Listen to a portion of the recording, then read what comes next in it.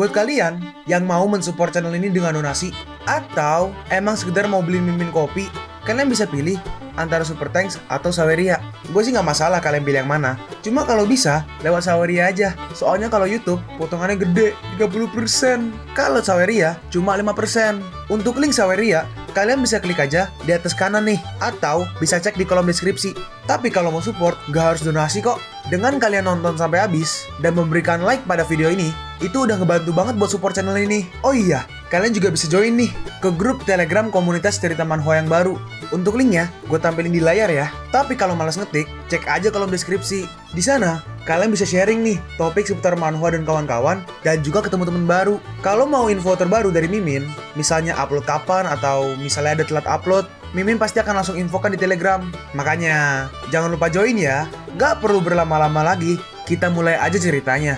Halo guys, Sabik di sini, dan sebelum mulai ceritanya, gue mau ngumumin nih kalau Mimin sekarang ngadain giveaway. Mimin mau giveaway satu buah HP baru saat nanti udah menyentuh 50.000 subscriber. Untuk ikut atau berpartisipasi ada beberapa syaratnya nih, tapi simple banget. Syarat dan ketentuannya kalian bisa lihat nih di Instagram Mimin. Instagram Mimin tuh nih, Mimin tulis nih HP Sabik 12, atau kalian bisa lihat aja nih di link di deskripsi, udah Mimin cantumin di bawah. Di Instagram Mimin itu ada postingan dengan logo cerita manhwa.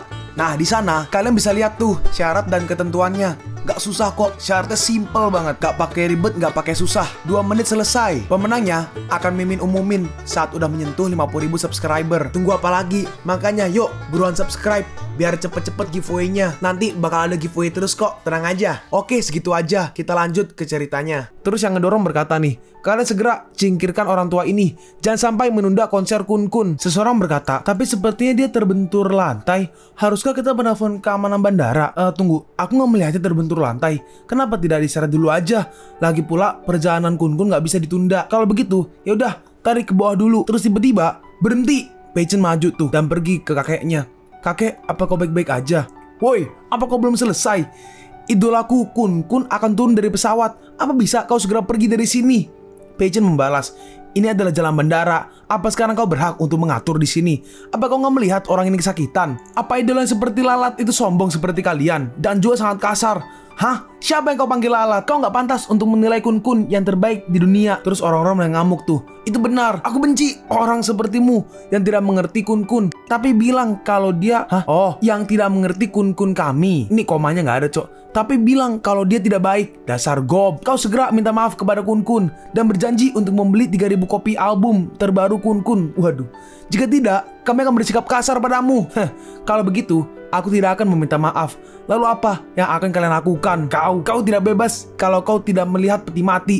Yang Lei, kalahkan dia. Kita lihat nih, ada yang maju tuh. Berani membuat Dewiku marah. Matilah. Berarti ini Yang Lei ya. Dia maju nih, menyerang ke arah Peichen. Tapi dalam sekejap nih, ditendang sama si bawahan dari Peichen tuh. Dan dia langsung kalah. Yang Lei, anggota klub Taekwondo Hongwu dikalahkan dengan mudah. Ya Tuhan, siapa mereka? Kau. Tidak hanya kau menghina Kun kami, tapi juga berani memukul anggota grup penggemar Kun. Aku akan mengerahkan semua penggemar Kun untuk mengeroyokmu di medsos. Dasar sampah. Ngeroyok di medsos. Kalian selalu berteriak sampah kepada orang-orang dan selalu melakukan kekerasan. Apa kamu gak khawatir idol kalian nanti mengetahuinya? Tentu saja tidak. Kun kami bisa mengerti. Dia bilang dia akan selalu ada di pihak kami. Apa kau merasa ketakutan? Sayang sekali, gak ada gunanya untuk memohon belas kasihan saat ini. Tunggu aja, kau dikeroyok oleh seluruh penggemar. Ternyata kau begitu mendominasi karena perintah dan tipu muslihat. Maka aku tidak perlu merasa kasihan. Cao Chun, hubungi Biro Urusan Kebudayaan dan minta mereka untuk memblokir sepenuhnya idol bernama Chai Mo Kun. Oke, gue catat dulu deh. Bawahannya namanya Cao Chun. Cao Chun merespon nih. Baik, pesan pemblokiran sudah terkirim ke Biro Urusan Kebudayaan. Si wanita berkata nih, kau pikir kau siapa? Keluarga Kun kami memiliki latar belakang yang tidak sederhana. Bagaimana bisa kau mengatakan memblokirnya dengan mudah? Ya tuh, orang-orang itu benar-benar bisa berpura-pura. Dasar kocak. Jangan bicara omong kosong. Si kakek berkata, nah, meskipun kau baik hati, tetapi gak pantas mengatakan hal-hal besar seperti itu. Maksudnya, sombong ya. Itu akan menjadi lelucon bagi orang lain. Peichen merespon, jangan khawatir. Aku mengatakan apa yang bisa kulakukan. Kau akan segera mengetahuinya. Terus tiba-tiba ada nelpon nih. Halo? Apa? Kun gak jadi datang? Konser juga dibatalkan. Dan semua albumnya di pasaran ditarik kembali. Bagaimana bisa? Gak mungkin pemblokiran yang dia bilang itu ternyata benar. Bagaimana mungkin? Kun benar-benar diblokir. Bagaimana bisa? Jadi yang dikatakan orang ini emang benar. Aku barusan emang salah. Tapi Idol jangan dilibatkan dengan masalah penggemarnya. Kun gak bersalah. Jadi kau jangan memblokirnya. Karena memanjakan penggemarnya sampai seperti ini, idolamu juga bersalah karena dia gak mampu untuk mengatur penggemarnya. Pemblokiran idolmu adalah jalan terbaik. Si wanita langsung nangis tuh. Kenapa kau seperti ini? Aku hanya seorang gadis. Bahkan kau gak mau melepaskanku. Emang gak bisa diterima. Dalam hatinya, dengan kecantikanku ini, bahkan sampai meneteskan air mata, aku yakin semua orang di sini pasti akan berdiri di sisiku. Meskipun kau orang besar, aku gak percaya kau berani menolak permintaanku. Tapi ternyata dia diabaikan oleh mereka bertiga. Dan si Peichen pun membawa si kakek pergi tuh. Si Chaochu nih, bawahannya Peichen berkata, setelah bulu mata palsumu itu lepas, apa kau masih merasa cantik? Bulu mata palsuku? Terus seseorang datang tuh. Dewiku, jangan sedih. Itu yang tadi yang berantem ya, yang taekwondo tuh. Dewiku, jangan sedih. Hatiku hancur saat kau menangis. Si cewek berkata, ini salahmu karena tidak berguna. Kau bilang kau adalah sabuk hitam di Luchuanto. Mungkin sebuah perguruan mungkin ya, taekwondo. Tapi gak bisa mengalahkannya sama sekali. Dan membiarkanku diganggu. Kau bahkan gak tahu orang itu baru aja mempermalukanku. Hah? Sial, aku akan menghubungi semua saudara di perguruan taekwondoku untuk datang dan menghajarnya. Aku berjanji akan membahas dendam dan penghinaan terhadap Dewi. Terus sekarang mereka pergi nih ke ruang tunggu. Terus kakeknya ditaruh di kursi, di sofa. Kakek kayak masih sakit tuh kan gara-gara tadi jatuh. Terus dicek sama Peichen. Dalam hati Peichen, dilihat dari denyut nadinya, ini adalah infark miokard yang terjadi akibat benturan tadi. Pertolongan pertama harus segera diberikan. Jika tidak, maka nyawanya akan dalam bahaya. Peichen berkata, Chaochun, cepat berikan jarum peraknya. Terus mulai tuh pengobatannya. Terus dimulai dan akhirnya si kakek perlahan sadar tuh. Kakeknya berkata, Aku tadi tiba-tiba sakit. Sekarang aku baik-baik aja. Nak, kau menyelamatkanku lagi. Apa kau tahu keterampilan medis? Peichen menjawab, aku sedikit belajar pengobatan tradisional Tiongkok. Kau masih belum keluar dari bahaya. Aku masih perlu memberikan beberapa tusukan jarum lagi untuk mengurangi detak jantungmu. Tapi tiba-tiba berhenti. Ada yang datang nih dan langsung memukul jarum dari si Peichen. Brengsek, dasar kau menipu. Apa yang baru aja kau lakukan pada kakekku, hah? Kau berani menipu kakekku? Awas saja, aku akan menelpon polisi dan mengirimmu ke kantor polisi. Chaochu berkata, hei, dasar bocah kecil. Tapi kakeknya mau melerai nih. Tian, kau salah paham. Oke, namanya ceweknya Tian ya. Tian berkata nih, kakek, jangan membela mereka. Dokter bilang kau hanya mengalami neurosis. Tidak akan terjadi apa-apa. Kau selalu mengkhawatirkannya. Dan kau akan memberi kesempatan pada penipu untuk memanfaatkannya. Kakeknya membalas, pemuda ini sudah menyelamatkanku 2 kali. Beraninya kau begitu kasar. Cepat, minta maaf. Tian merespon, aku tidak akan meminta maaf pada penipu yang menjual obat palsu. Kau udah dibilang mereka bukan penipu. Peichen berkata nih, kakek, gak masalah. Sekarang cucu perempuanmu sudah ada di sini. Biarkan dia membawamu ke rumah sakit secepatnya. Masih ada yang harus kami lakukan. Jadi selamat tinggal. Kakeknya merespon, jangan salahkan bocah ini. Terima kasih banyak untuk bantuannya. Tian berkata, cepat pergilah kau, dasar penipu. Terus tiba-tiba kakeknya merasa sakit lagi tuh. Tian, kamu. Loh, kakek, kau kenapa? Jangan menakut-nakutiku. Aku akan membawamu ke rumah sakit sekarang. Terus mereka jalan, naik mobil. Chaochun ya, si bawahannya berkata, komandan, saudara-saudara dari pasukan sudah bersiaga di pinggiran kota di depan, berkumpul menunggu untuk pergi bersama kita ke grup Feng untuk melaksanakan tugas perlindungan. Terus tiba-tiba ada beberapa mobil nih yang menghadang mobil mereka. Dan ternyata itu adalah yang tadi tuh, yang salah satu penggemar dari si Kun dulu. Nah, kita lihat ada orang pakai sabuk hitam dan taekwondo lah ya. Katanya, bos, itu mereka. Dia mengerti. Orang yang berani memprovokasi klub taekwondo Hongwu pasti akan membuat mereka tidak bisa makan. Terus diketok-ketok tuh. Hei, bukankah ini pemuda yang baik di bandara tadi? Kau akan menyesal. Saudaraku ada di sini sekarang. Kau sangat sial. Apa sekarang kau berani keluar dari mobil ini? Meskipun kau melarikan diri, sekarang pun kau sudah terlambat. Apa yang harus dihindari? Kau takut dan cuma bicara omong kosong kan? Cepat keluar dari mobil. Kalau tidak, aku akan menghancurkan mobilmu. Terus tiba-tiba muncul nih mobil tentara tuh, truk tentara. Terus ada Hummer tentara juga. Hei, kalian sangat berani sekali. Beraninya mengancam komandan kita. Kenapa kau tidak memberitahuku seberapa baik kamu? Nah, terus langsung tuh semua tentara keluar dari mobilnya tuh. Bajingan. "Hei, apa kau mau saudara ini temani?" Dan mereka semua langsung tuh dikalahkan, ditahan tuh sama para bawahan dari si Pei Chen. Kan tentara semua kan. Gimana? Cuma segini aja. Kita lihat tuh, mereka semua bonyok. Seseorang berkata nih, "Komandan, mereka ini gak cukup bagi kami untuk pemanasan." Lalu tiba-tiba, sampah. Cuma sekelompok sampah tentara, tidak bisa memukulnya, ha? Hei itu Master Ye Xiao. Master Ye Xiao adalah jenius seni bela diri. Kalian semua tamat. Sepertinya aku harus melakukannya sendiri. Kita lihat tuh, si Master nih maju nih, menyerang. Satu langsung terhempas tuh dengan mudah. Dalam hati Pei Chen melihat dia ternyata seorang kultivator di usianya yang sangat muda. Dan dia sudah mengembangkan kekuatan internalnya. Kita lihat tuh, beberapa tentara langsung dihajar dalam sekejap oleh si Ye Xiao ini. Lemah. Itu Master Ye Xiao sangat kuat. Iya, tolong bantu kami mengajar mereka lagi. Klub Taekwondo Honggu kami akan membayar 2 kali lipat biaya keanggotaan Federasi Bela Diri Tiongkok daripada sebelumnya. 2 kali lipat biaya anggota. Itu sangat bagus. Maka aku akan membantumu melepaskan persendian tangan dan kaki mereka. Jangan salahkan aku, tapi salahkan kalian sendiri karena menyinggung Federasi Bela Diri kami. Lalu tiba-tiba, hei, kekuatan internal. Sayangnya, aku sedikit memahaminya. Dengan mudah, Pei Chen langsung menangkap tangannya tuh.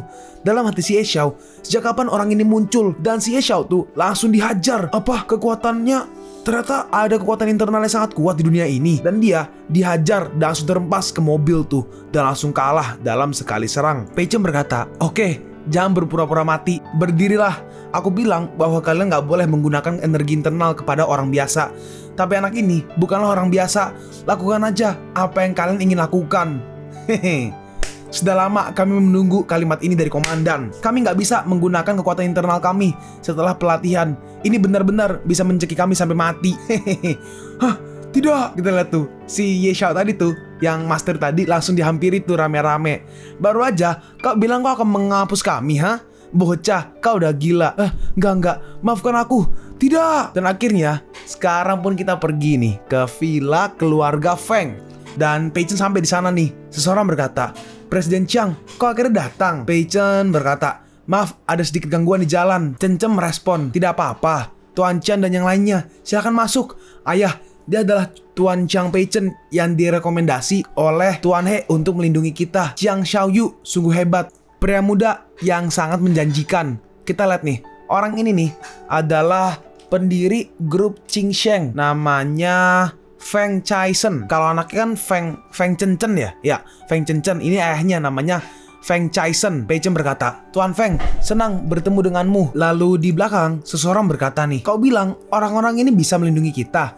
Tapi bagaimanapun kau melihatnya, orang-orang ini hanyalah sekelompok tentara biasa." Seseorang lagi menambahkan, "Iya, kali ini pembun kita." Oh ya, gue ilangin belakangnya ya. Jadi nya gue ilangin, pembun aja ya. Pembun gue bakal ilangin gitu aja ya, biar apa? Biar gue nggak lengkapin gitu, gue takutnya kena profanity, kata kasar, oke? Kali ini pembun kita bukanlah apa yang bisa dihadapi oleh orang biasa. Aku khawatir orang-orang ini nggak berguna sama sekali. Iya, prajurit hanyalah perabot yang berotot. Kita lihat nih, ada 2 kubu seperti mungkin bela diri kali ya. Kita lihat yang kiri yang biru nih adalah anggota Asosiasi Bela Diri Tiongkok. Sedangkan yang kanan adalah anggota Federasi Bela Diri Tiongkok. Bentar, bedanya apa? Yang kiri anggota asosiasi, yang kanan anggota federasi. Oke, mungkin beda kubu mungkin ya. Kita lihat, seseorang berkata nih, "Hanya master dari Wuxi dan Wumeng yang mampu menerima kepercayaan kami." Oke, mungkin kedua master itu mungkin ya. Kita lihat, orang ini adalah anggota Asosiasi Bela Diri Tiongkok, namanya Wang Shuai. Yang biru ini Wang Shuai, rambutnya agak pirang ya. Dia berkata, "Nona Chen Chen, prajurit ini cuma orang biasa dengan lebih banyak otot. Dan mereka sama sekali tidak bisa melindungimu. Yang paling tepat untuk melindungimu secara pribadi adalah aku, Wang Shuai." Chen Chen berkata, "Maaf, karena untuk masalah ini, ayahku membayarnya dengan saham perusahaan. Mereka mungkin sangat menginginkan itu, jadi mereka sangat kasar." Pei Chen merespon, "Oh, jadi begitu. Jangan khawatir, aku bisa jamin Tuan Chen tidak akan datang kemari dengan sia-sia. Semuanya, aku tahu bahwa kalian semua adalah pejuang yang cakap. Tetapi saat terakhir kali aku menghadiri perjamuan makan, Tuan Chiang dan bawahannya Tuan Chao Chun, merekalah yang melindungiku. Aku yakin mereka juga bisa melindungi keselamatanku. Terus tiba-tiba si Shuai langsung ngomong tuh, oh ternyata itu kamu. Kau adalah bocah tanpa bunga yang mencium Nona Feng. Berbicara tentang perlindungan, aku pikir kau sengaja hanya untuk memanfaatkan orang lain. Cencem respon nih, enggak, itu cuma keadaan darurat. Tuan Chang terpaksa harus melakukannya.